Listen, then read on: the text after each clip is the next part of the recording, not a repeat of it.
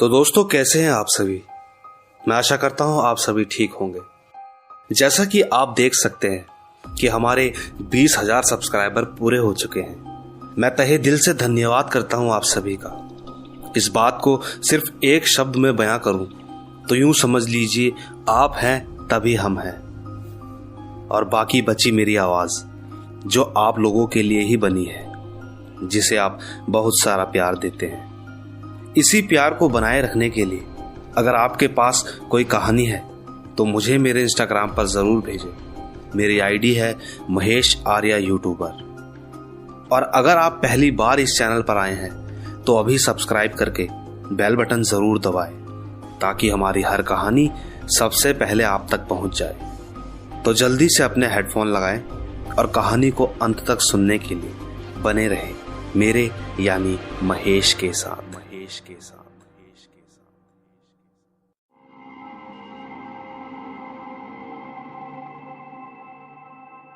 दोस्तों, मेरा नाम सत्यन है। अब ये मुझे नहीं पता कि आपको मेरी बातों पर यकीन होगा कि नहीं, लेकिन मेरी कहानी का हर शब्द सच्चा है।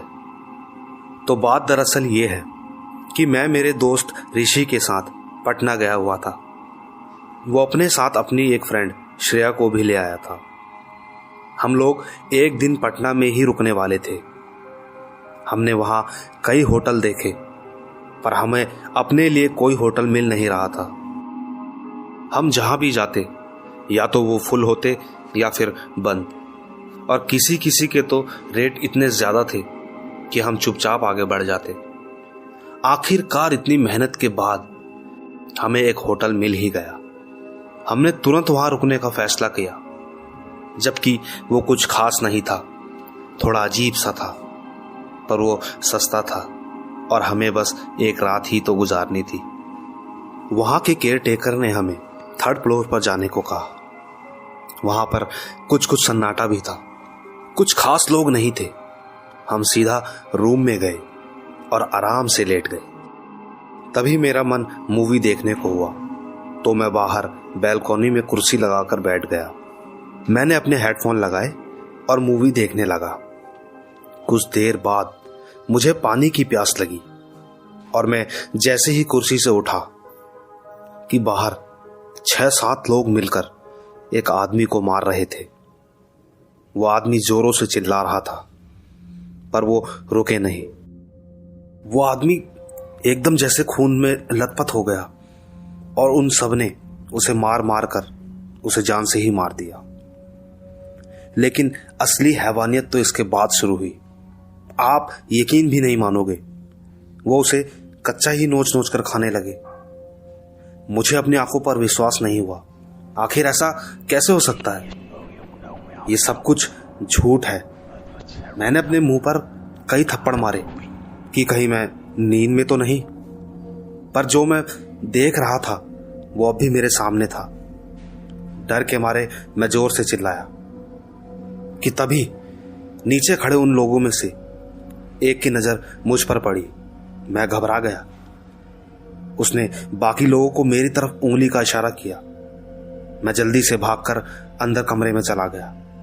मैंने खिड़की सब दरवाजे बंद कर दिए और अपने दोस्तों से कहने लगा कि चलो भागो यहां से, वरना वो लोग हमें मार देंगे। लेकिन ऋषि मुझे हंसते हुए कहने लगा कि तू पागल हो गया है क्या? इसलिए कहता हूं हॉरर मूवी कम देखा कर। और दोनों मुझ पर हंसने लगे। मैं उन्हें नहीं समझा पा रहा था कि आखिर मैंने थोड़ी देर पहले क्या देखा था। इतने में ही एक जोर की आवाज सुनाई दी। शायद किसी ने होटल का मेन दरवाजा ही तोड़ दिया था। मेरे पास अब बिल्कुल समय नहीं था। मैं इधर उधर देखता हुआ बाहर की ओर भागा और कहीं छुपने की जगह ढूंढने लगा। वहां कॉरिडोर में एक बड़ी सी अलमारी रखी थी। मैंने उसे जल्दी से खोला। उसमें साफ सफाई का सामान रखा हुआ था। मैं जल्दी से उसके अंदर चला गया और दरवाजा बंद करके मैं अंदर बैठ गया। इतने में वो लोग ऊपर आ गए। उनके पैरों की आवाज मुझे साफ साफ सुनाई दे रही थी। और तो और वो लोग कुछ अजीब आवाज कर रहे थे, जैसे कोई जानवर गुर्राता है। ठीक उसी तरह हर कमरे में एक साथ मिलकर अंदर जा रहे थे। एक एक करके वो सारे कमरे चेक कर रहे थे।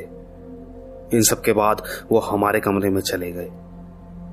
आप यकीन मानो, मैं बस अपने दोस्तों की चिल्लाने की आवाज साफ साफ सुन पा रहा था, पर मैं उस वक्त कुछ भी नहीं कर सकता था।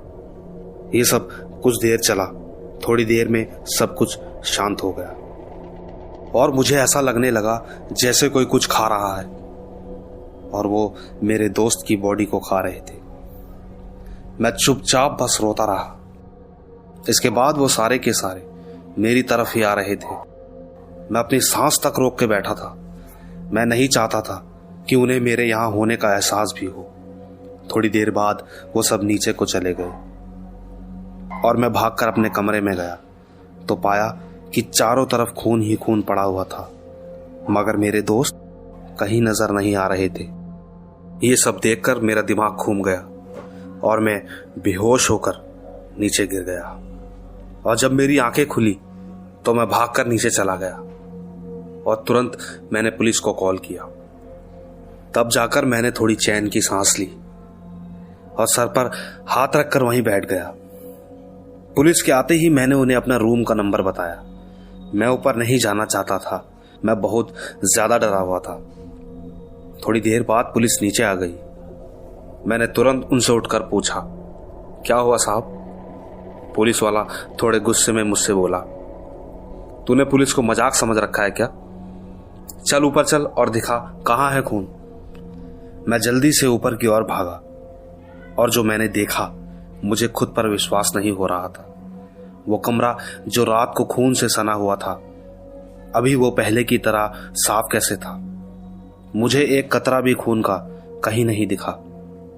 इसके बाद जो पुलिस वाले ने मुझसे कहा, यकीन मानो मेरी दिमाग की हालत ही खराब हो गई। उन्होंने मुझसे कहा कि तू यहां कर क्या रहा था? यह होटल तो 2 साल से बंद पड़ा है। दोस्तों, आज मैं आपको इसके पीछे की सच्चाई बताता हूं। मुझे भी आपकी ही तरह इस कहानी में जो हुआ उसकी सच्चाई जानने के लिए मैंने अपने दोस्तों से बात करी तो समझ आया कि ये सत्यन के साथ जो हुआ वो उसका मानसिक संतुलन खराब होने की वजह से हुआ था। अभी 2 महीने पहले का छोटा सा किस्सा मैं आपको बताने जा रहा हूं जो इस कहानी से मिलता जुलता है। दरअसल मेरे ही ऑफिस जहां मैं काम करता हूं, वहां से एक संदीप नाम का लड़का 3 दिन से लगातार ऑफिस नहीं आया, और जब उसके घर वाले आए तब हमें पता चला कि वो घर से ऑफिस के लिए तो निकला पर घर नहीं आया। और यहां हमें लगा कि शायद छुट्टी पर होगा। यह आम बात है, आप, मैं, कोई भी इंसान छुट्टियां कर लेता है, पर इसकी वजह क्या थी ये जानना बेहद जरूरी था। 1 महीना बीत गया। इसके बाद संदीप ऑफिस आया। मैंने पर्सनली उससे जाकर पूछा कि क्या हुआ था, तो उसके जवाब ने मुझे उस वक्त संकोच में डाल दिया। पर इस कहानी से मेरा संकोच थोड़ा यकीन में बदल गया है। उसने मुझसे कहा, पता नहीं क्या हुआ था, मैं बस अपने गांव जाना चाहता था, और जब मैं बस में बैठा तो समझ आया कि ये क्या कर रहा हूं। मैं मेरे घर से बहुत दूर निकल गया था। मेरे फोन की बैटरी भी खत्म हो गई और वो बंद हो गया। मेरा नंबर भी बंद आने लगा तो सब परेशान हो गए।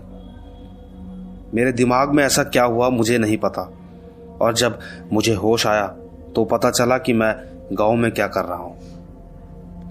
दोस्तों, संदीप उत्तराखंड से है। वहां के लोग देवताओं को ज्यादा मानते हैं और ये सब होना वहां आम बात है। दोस्तों, अगर मैं इसके बारे में कुछ भी बताऊं तो वो कम ही होगा, लेकिन जो लोग उत्तराखंड से हैं वो कमेंट करके इस बारे में जिन्हें नहीं पता उन्हें बता देंगे। ठीक उसी तरह सत्यन भी इसका शिकार हुआ। उसके साथ जो हुआ वो सिर्फ उसकी आंखें ही देख पाई, जबकि ऐसा कुछ था ही नहीं। चलिए आगे बढ़ते हैं हमारी दूसरी कहानी की तरफ। ये कहानी बताने वाली जो है उन्होंने अपना नाम लेने से मना किया है, पर कहानी उन्होंने मुझे पूरी बताई है। आइए सुनते हैं। बात 2001 की है। ललित अपनी 8वीं की परीक्षा देकर अपनी ही पाठशाला के हॉस्टल में चपड़ासी की नौकरी करने लगा। नौकरी के साथ ही वो बिजली के काम भी सीखने लगा। पंखा, टीवी या फिर बिजली का बोर्ड तैयार करना, ये सब उसने एक ही वर्ष में सीख लिया। जिंदगी बहुत अच्छी चल रही थी। ऐसे ही एक रात एक जान पहचान वाले किसी दोस्त ने ललित को पंखा ठीक करने के लिए अपने घर पर बुलाया और ललित 1 घंटे में ही पंखा ठीक करके निकल गया अपने घर की तरफ। ललित टहलता हुआ अपने घर की ओर जा रहा था तो रास्ते में उसके एक दोस्त का घर पड़ा। वहां से गुजरते वक्त उसके दोस्त ने ललित को रोककर अपने घर आने को कहा। ललित ने वहां रुककर थोड़ा सा हलवा खाया और निकल पड़ा अपने घर की ओर। रास्ता बहुत लंबा था और ललित पैदल चल रहा था तो उसने शॉर्टकट रास्ता अपनाया। उस रास्ते पर एक चौराहा पड़ता था जो कि एक टोटका चौराहा के नाम से मशहूर था, क्योंकि उस चौराहे पर अक्सर टोटके टोन ये सब पड़े रहते थे। लेकिन ललित जल्दी के चक्कर में ये बात भूल गया और वो उस चौराहे के पास ही पहुंच गया। उस रात वहां कोई टोटका नहीं था। ललित जल्दी से वहां से निकल गया और सीधा अपने घर आकर अपने कमरे में जाकर लेट गया। जब उसकी नजर घड़ी पर पड़ी तो रात के 11 बज रहे थे। ये देखकर ललित चौंक गया, क्योंकि जब वो अपने दोस्त के घर से निकला तब 9 बज रहे थे और वहां से लगभग 1 घंटा लगता है घर पहुंचने में, जबकि वो कहीं रुका भी नहीं था। फिर भी 11 कैसे बजे? इसी बारे में सोचते सोचते ललित को कब नींद आ गई उसे पता ही नहीं चला। और अगली सुबह जब ललित उठा तो खुद को कमजोर महसूस किया। ललित ने अच्छे से नहा धोकर नाश्ता करके अपने काम पर चला गया। पूरे दिन उसका आज काम पर बिल्कुल मन नहीं लगा, पर जैसे तैसे वो 8 बजे के करीब घर को निकला। सुनसान रास्ते पर ललित को चलते चलते ऐसा लगने लगा कि जैसे कोई उसके साथ चल रहा है। ललित ने पीछे मुड़कर देखा तो वहां कोई नहीं था। ऐसे ही कई बार उसे ऐसा लगा, पर जब भी वो मुड़ता वहां कोई नहीं होता। जैसे तैसे करके वो घर पहुंचा और आज ललित बिना खाना खाए सोने की कोशिश करने लगा, मगर नींद उसे नहीं आ रही थी। सुबह होते होते ललित को बहुत तेज बुखार आ गया। ललित की मां ने उसे ऐसी हालत में देखा तो परेशान हो गई। उन्होंने ललित के पिता को कहा कि इसे अस्पताल लेकर जाएं, इसे बहुत तेज बुखार है।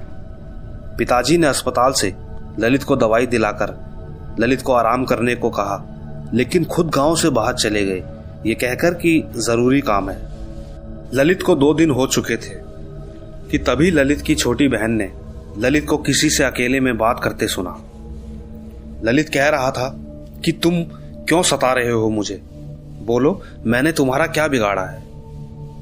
ललित की बहन ने यह सब अपनी मां को बताया तो मां ने यह कहकर टाल दिया कि वो गुस्से में ऐसे ही करता है। लेकिन ठीक उसी रात ललित चिल्लाता हुआ कमरे से बाहर आया। उसके बोलने से ऐसा प्रतीत हो रहा था जैसे वो किसी इंसान को डांट रहा है। घर वालों के पूछने पर ललित बोला कि मेरे कमरे में एक हाथी जैसा बड़ा इंसान है, उसे खाना चाहिए। मैंने उसे कहा कि मेरे पास मिर्ची और रोटी है, खा ले, पर वो नहीं मान रहा। वो देखो, वो जोर जोर से हंस रहा है। घर वालों को समझ ही नहीं आया कि आखिर ये हो क्या रहा है। वो उसे पकड़कर तुरंत बाबा के पास ले गए और फिर बाबा ने जो बताया उसे सुन सबके होश ही उड़ गए। बाबा ने कहा कि इसके ऊपर 4 आत्माओं का वास है, जिसमें से एक का तो सर भी नहीं है। इसे उतारना मुश्किल है, पर आज नहीं, इसे शुक्रवार को लाना। तब तक इसे घर से बाहर मत जाने देना, और हाँ, ये जो भी मांगे इसे अवश्य दे देना।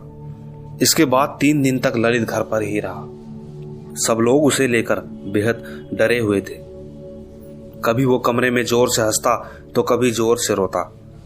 कभी वो जमीन पर ही सोया पाता तो कभी कुर्सी पर ही सो जाता। जैसे तैसे 3 दिन आखिर बीत ही गए। ललित को बाबा के पास ले जाया गया। 2 घंटे लेकर बाबा ने उसके सारे प्रेत उतारकर ललित को कहा कि आज के बाद कभी भी अमावस के दिन ऐसी जगह पर मत जाना। तुम्हारे साथ अब तक जो हुआ तुम्हें शायद उसका अनुभव भी नहीं है। आगे से ध्यान रखना अपना। दोस्तों इसके बाद ललित ठीक है, पर फर्क है तो बस इतना कि अब वो कम बोलता है। शायद ये उसने अपनी जान की कीमत चुकाई है। तो दोस्तों ये थी हमारी आज की कहानी।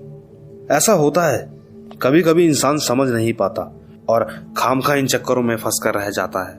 खैर, अब आप जल्दी से लाइक, शेयर और कमेंट जरूर करें। और अगर आपको कहानी मुझ तक भेजनी है तो मुझे मेरे इंस्टाग्राम पर भेजें। मेरी आईडी है महेश आर्या यूट्यूबर। लेकिन एक बात आप हमेशा याद रखें कि आपका प्यार ही हमारा त्योहार है। तब तक आप आराम करें। Bye bye.